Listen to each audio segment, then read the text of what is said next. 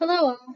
As we have spent the last 8 weeks in this course diving into benefits, including compensation, wellness programs, and paid leave, we have learned and understand the importance each factor has on the success of an organization.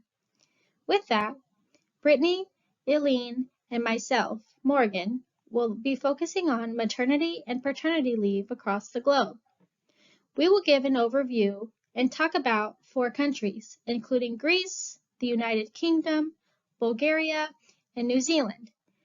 Then we will finish off with discussing in-depth America and the opportunities still to be offered in our country for benefits for maternity and paternity leave. With that, let's get started. What is maternity leave? Let's jump into it. Maternity leave refers to the period of time that a new mother takes off from work following the birth of her baby.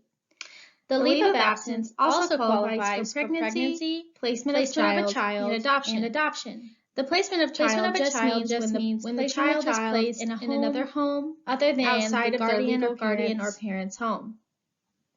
Although the U.S. does not offer paid paternity leave, this is offered in many other countries to allow the father time off with new addition to the family. There are many benefits that come with offering leave for an organization. First, offering the leave helps with retention as employees feel valued. Leave also boosts employee morale by providing peace and job security. Most importantly, it supports the mental health of a new family, which is highly favored in today's society. Now that we have established the meaning and importance of maternity and paternity leave, let's talk about countries around the world and the policies that this country has to offer. Let's examine Greece's policies and benefits for their employees. Greece has a maternity and paternity leave that is above average compared to the other countries across the globe. Greece has a basic maternity leave in Greece has a basic leave time of 8 weeks can be taken before birth, 8 weeks and 9 weeks taken after work, and 9 weeks after birth. After birth, there has to receive the benefits. The woman must have worked 200 days in the previous 2 years. To receive the benefits, paternity must have worked based off 200 days in the previous 2 years. And or husband maternity leave must have worked off 200 days in the previous years, meaning the husband to be qualified or the father for 2 days must have worked 200 days in the previous years to be qualified for 2 days. There are other leaves that can be granted during the childbirthing, but they are paid in full, unpaid. This just allows them to take the rest that they need following the birth of their child, but they are unpaid. This just allows additional leave up to a total of 43 weeks can be taken by reducing the daily hours worked can be taken up to 43 weeks by reducing the daily hours worked over several months for the mom. Now, let's jump into the United Kingdom. The UK has one of the best leave programs across the globe. For any the United Kingdom has one of the best leave programs across the globe for both men and women. There is no requirement that states you must have been employed for a certain amount of time. There's also no requirement that states you must be a full-time or part-time employee. There's also no requirement that states you must have worked full-time or part-time. The father is also if you are employed, you are getting 26 weeks. The father as well and or husband is also the requirements are the same for the mother. They get 26 weeks. If the father or husband is employed, the requirements are the same as for the mother. Shared parental leave is also a benefit in the UK. Shared parental leave is also a benefit offered in the United Kingdom. Up to 50 weeks of leave and 37 weeks of pay. This is for qualifying parents. 50 weeks of it, parents are able to take the shared parental leave while 37 weeks of pay each other or separately. Whatever parents are able to take the shared parental leave at the same time there is no service qualification for the 52 weeks of maternity leave. Employees also have the right to work leave for the return to work following their maternity leave.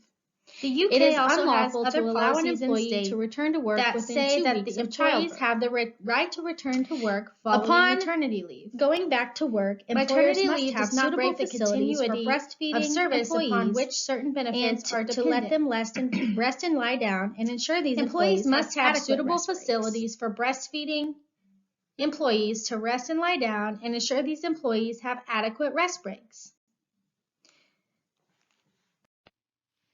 As we continue to explore the multiple positive ways European countries handle maternity leave, Bulgaria must be mentioned, since as of 2022 it is the number one on the list of countries in Europe with the best maternity leave.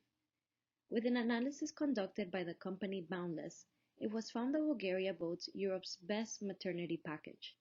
It allows new mothers to take a minimum of 58 weeks off, which is equal to 410 days, with its National Health Insurance Fund paying 90% of their full salary during leave, with a social security cap of €1,700. In Bulgaria, the first 135 days of maternity leave are divided into three periods. First, the mother must take on maternity leave 45 days before the due date. The next 42 days begin once the child is born. The third period of this 135 days lasts 48 days after the mother has been released from the hospital. All of these steps are done through a process of constantly providing proper documentation with the help of doctors. These benefits cannot be less than the minimum monthly wage. This rule applies if you're employed with more than one employer. The sum of different benefits cannot be less than the minimum working wage. Benefits for fathers are calculated in the same way as for mothers. It is clear that European countries make maternity leave a priority, but there are other non-European countries doing the same, especially after the COVID-19 pandemic. Next, we have New Zealand. Paid Parental Leave, PPL, is an initiative by the government that provides eligible mothers and other primary caregivers funds while they're off work. Parental leave is paid for one continuous period of up to 26 weeks. This was actually increased from 22 weeks as of July 1st, 2020. While parental leave can be transferred between partners or spouses, whether it is transferred or not, the parental leave payment must be made during one continuous period. Employees can choose to start their parental leave up to 6 weeks before the expected due date of the baby, or the date the employee intends to become the primary caregiver of a child. To receive any parental leave payment, employees will need to fill in an application and provide it to Inland Revenue. There's also the option to apply for parental leave through the employer. In this case, an employee must apply in writing to their employee for parental leave or negotiated care 3 months before the baby's due date. When on parental leave, the employee continues to build in annual leave as long as they return to their job. The payments for annual leave are affected in 12 months after their return to work. If the employee cannot take parental leave, and if not, the reasons why. An employee can decline leave, but if they do, the employee can ask the Labor Inspectorate for help. So with all these countries around the world offering paid maternity leave, why not the US? The US is the only rich nation not offering national parental leave. According to an article from BBC, a lot has to do with the political ideologies that emerged post-war. While Europe's ideas of paid parental leave went tied to their views on public health care, the US parental leave has been viewed as more of an entitlement that citizens will take advantage of to get to money from the government, which also means that government will provide this benefit through funding from businesses and taxpayers. After the COVID-19 pandemic, there has been a rise of parental leave interest among employees, especially because there are now more women in the workforce. The same survey that showed 80% of Americans support paid parental leave also showed only 47% of them support government funding for it. The study's authors write that these results reflect a dominant ideology of market fundamentalism, which involves a preference for self-regulating markets free from government interference.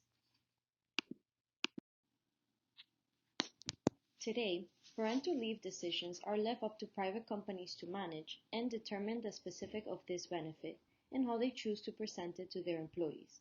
But the truth is that for decades, policymakers have disagreed on how to structure and pay for a national parental leave program. President Biden's Build Back Better Act passed the U.S. House of Representatives in November 2021, but it is now waiting for approval from the Senate. His plan aims to provide 4 weeks of paid family leave to all U.S. employees. But what do policymakers actually care about? According to an article by APA.org, the answer is cost effectiveness. For example, can paid leave reduce the rates of chronic stress-related illnesses that cost billions of dollars each year to treat?